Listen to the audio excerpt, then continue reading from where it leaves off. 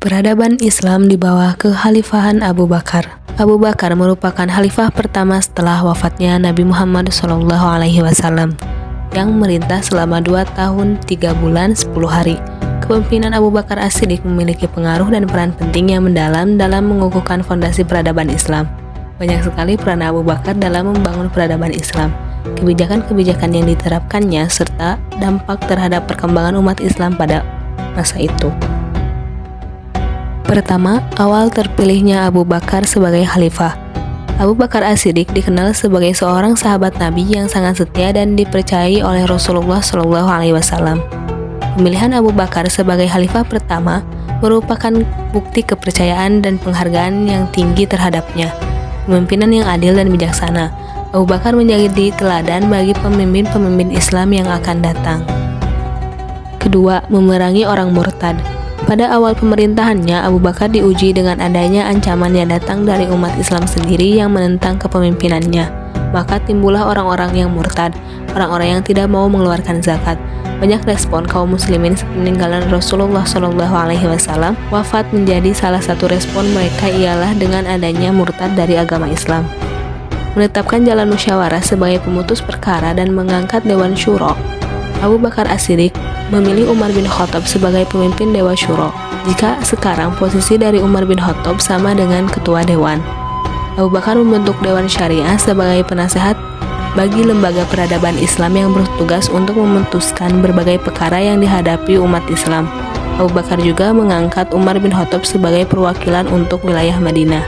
Dalam aspek pemerintahan dan struktur kenegaraan, Abu Bakar tetap mempertahankan kebijakan Rasulullah SAW.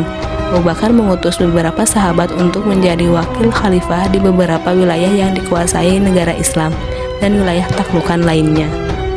3. Prinsip-prinsip keadilan dan pemerataan kepada kaum muslim. Selama masa pemerintahannya, Abu Bakar sangat menekankan pada prinsip-prinsip keadilan.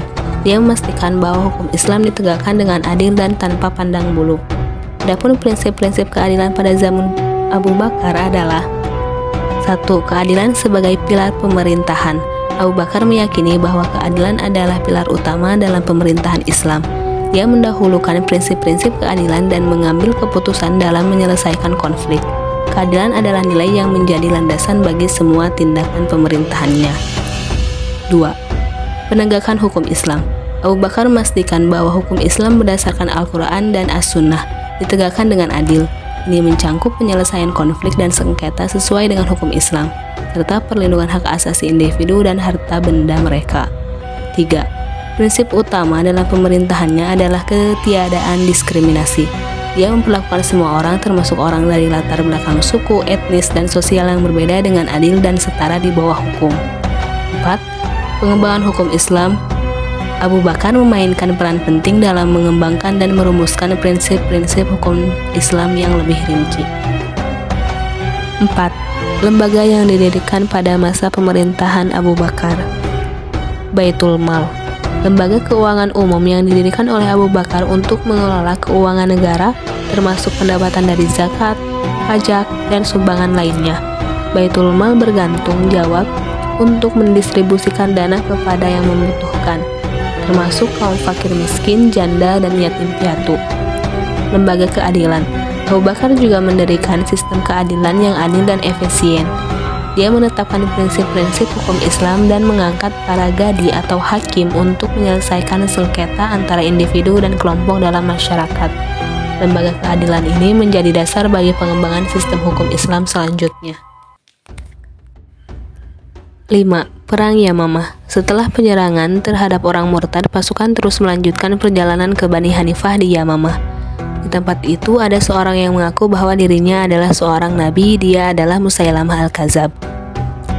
Terjadinya sebuah pertempuran yang sangat sengit yang akhirnya dimenangkan oleh kaum muslimin dan muslimah. Akhirnya penduduk di tempat itu bertobat dan kembali ke dalam pangkuan Islam. Pada perang ini sejumlah sahabat menemui mati syahid. Di antaranya adalah para penghafal Al-Quran. Ini adalah yang membuat Abu Bakar mengambil inisiatif untuk menghimpun Al-Quran dalam satu mushaf.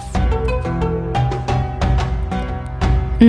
Pengumpulan Al-Quran. Abu Bakar berinisiatif untuk mengumpulkan Al-Quran dimulai dari idenya dari Umar bin Khattab yang langsung direspon oleh Abu Bakar sendiri. Hal ini dilakukan sebagai respon terhadap meningkatnya jumlah pahlawan muslim, para hafiz yang gugur dalam pertempuran. Menyebabkan khawatir akan hilangnya sebagian besar pemahaman tentang Al-Quran, Abu Bakar memerintahkan Zaid bin Sabit, salah satu sahabat Nabi SAW yang hafal Al-Quran dan menjadi seorang juru tulis Nabi, untuk mengumpulkan semua fragmen tulisan Al-Quran yang tersebar di kalangan umat muslim pada waktu itu. 7. Membentengi wilayah Islam dari adik kuasa Persia dan Romawi. Pada masa pemerintahan Abu Bakar dengan dikepalai oleh Khalid bin Walid untuk memimpin pasukan dalam menaklukkan Persia dan Romawi. Khalid berhasil memasuki Persia, mulai dari pinggir sungai Furat sampai ke Ulu Bulah.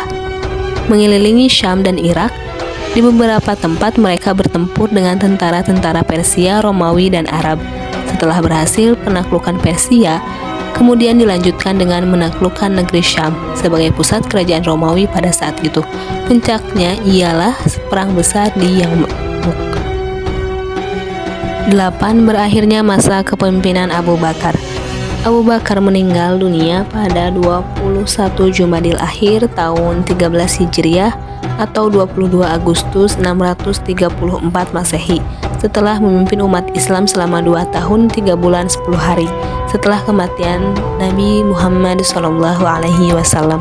Kematian beliau mengakhiri kepemimpinan Abu Bakar sebagai khalifah dan pemerintahan diberikan kepada Umar bin Khattab.